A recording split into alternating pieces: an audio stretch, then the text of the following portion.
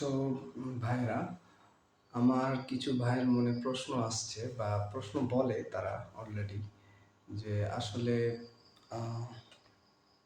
অনপেশিভটা আসলে টিকবে কি টিকবে না।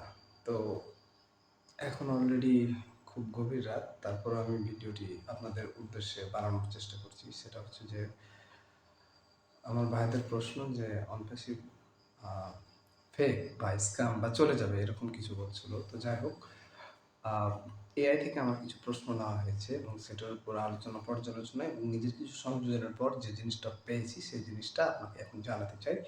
কারণ ইন্টারনেট জগতে আপনি যদি সঠিকভাবে প্রশ্ন করতে পারেন তাহলে আপনার কাছে সঠিক অ্যান্সারটা আসবে।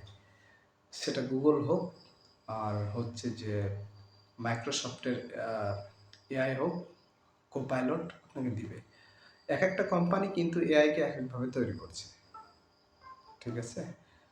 সো এখন দেখা যাক যে কি বলছে আমাদের এআই, যে আসলে অনপ্যাসিভ নিয়ে যে আপনাদের মনে প্রশ্ন, আসলে কি অনপ্যাসিভ থাকবে কি থাকবে না। সো অনপ্যাসিভ একটা স্টার্টআপ নয়, এটা একটা পূর্ণাঙ্গ ডিজিটাল ইকোসিস্টেম, এআই অটোমেশন এবং হিউম্যান এম্পাওয়ারমেন্টের উপর ভিত্তি করে গড়ে উঠেছে। সো এটা একটা কোনো কোম্পানি না, এটা স্টার্টআপ না, এটা পূর্ণাঙ্গ একটা ইকোসিস্টেম, অটোমেটিক যেটা চলবে সেটার উপর ভিত্তি করে এটা তৈরি করা হয়েছে। সেকেন্ড যে বিষয়টা এখানে আসছে আপনাদের যে প্রশ্নের অ্যান্সার হিসেবে অনপ্যাসিভ, অনেকে প্রশ্ন করে যে অনপ্যাসিভ টিকবে কি টিকবে না। এটার দ্বারা এটা বোঝা যায় যে আসলে মানুষের প্রতি কতটা দুর্বল বা আগ্রহী, ঠিক আছে?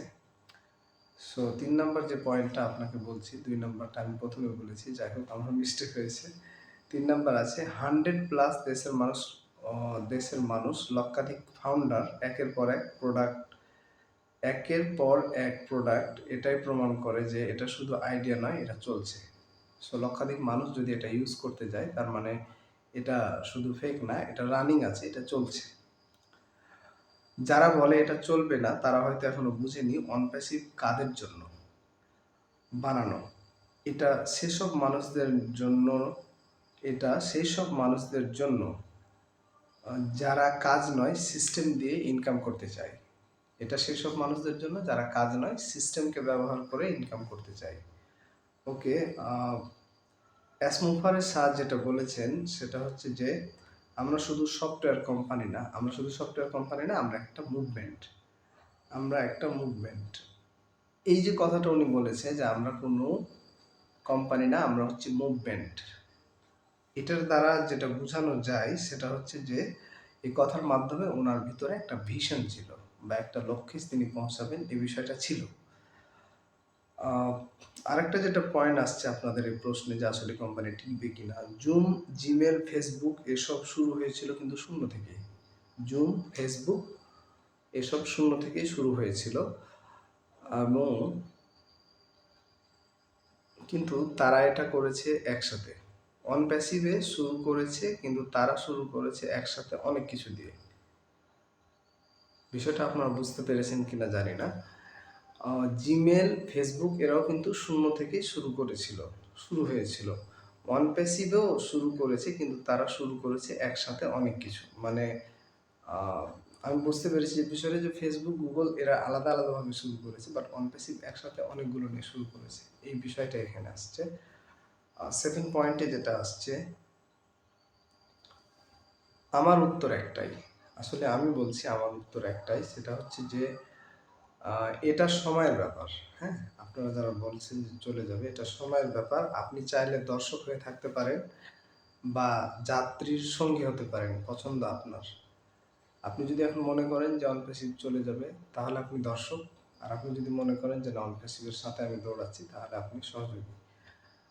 আর বাংলাদেশে এই প্রশ্নটা বেশি আসবে, আর কারণ হচ্ছে বাংলাদেশের বিগত বছরগুলোতে 2012 সাল থেকে আমার জানা মতে যতগুলো কোম্পানি এসেছে ম্যাক্সিমামই স্ক্যামার, যার কারণে বাংলাদেশের মানুষ এখন আর সত্যিকারের যারা কাজ করবে তাদের তাদের যারা আসলে বাস্তবে বিলিভ করা যায় এমন ব্যক্তির সাথেও কোম্পানি পেরে উঠতে পারছে না। কারণ একটা জায়গায় যখন বিশ্বাস ভেঙে যায় তখন আর কিছু করার থাকে না।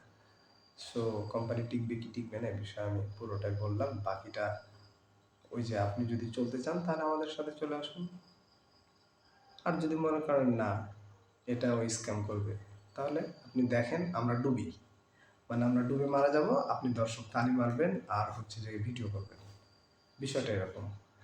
তবে ম্যাক্সিমাম বাংলাদেশের কোম্পানি কিন্তু থাকেনি। এখন বাংলাদেশের অন প্যাসিভ তো নট অনলি বাংলাদেশ, এটা অল ওভার দি কান্ট্রি, ঠিক আছে? সো এটা বেসিক্যালি বলা যায় না যে অন প্যাসিভ চলে যাবে কি থাকবে, একটা ইন্টারন্যাশনাল কোম্পানি। আর একটা মানুষের যদি একটা মনুষ্যত্ব থাকে যে আমি একটা ব্যক্তির যদি সঠিক ব্যক্তিত্ববান হয় তাহলে মানুষের মনোযোগ নিয়ে কখনো খেলবে না। একটা মানুষের মধ্যে যদি সঠিক ব্যক্তিত্ব থাকে মানুষের স্বপ্ন নিয়ে কখনোই খেলবে না, এটার হিসাব দিতে হবে। সো যাদের মনে এই প্রশ্নটা আসছে তারা আমার ভিডিওটি বারবার দেখবেন। আর কোম্পানি যদি আমাদের সবার কথায় ভাবে তাহলে কোম্পানি অবশ্যই টিকবে। আর অ্যাসমো ফারাজ স্যার এই কথাটা বারবার বলেছে, our company could be losses or up profit but we are not leave this place. আমরা আমাদের কোম্পানির কখনো লাভ হতে পারে, লস হতে পারে, কিন্তু আমরা আছি, আমরা থাকব। আর আমার বাস্তব অভিজ্ঞতা যেটা বলে কোম্পানি স্ট্রং আছে। So you can must be join with this thing. Maximum people আমাকে কমেন্ট করে আশ্চর্য ধরনের, বাট আমি কিছু মনে করি না। আমার মনে করে কিছু লাভ নাই, কারণ আমি নিজে থেকে কোনো কথা বানিয়ে বলছি না অন প্যাসিভের বিষয়ে। আমাকে এআই যেটা দিচ্ছে আমি আপনাদেরকে বলে দিচ্ছি। আর এআই কখনো মিস্টেক করবে না। আপনি এআইকে যদি বলেন যে আমার জ্বর হয়েছে কী ধরনের ওষুধ খাওয়া দরকার, ও যদি না পারে তাহলে ওষুধের নাম বলে দেবে। আর যদি এআই না পারে তাহলে ও সরাসরি বলবে যে ডাক্তারের সাথে যোগাযোগ করুন।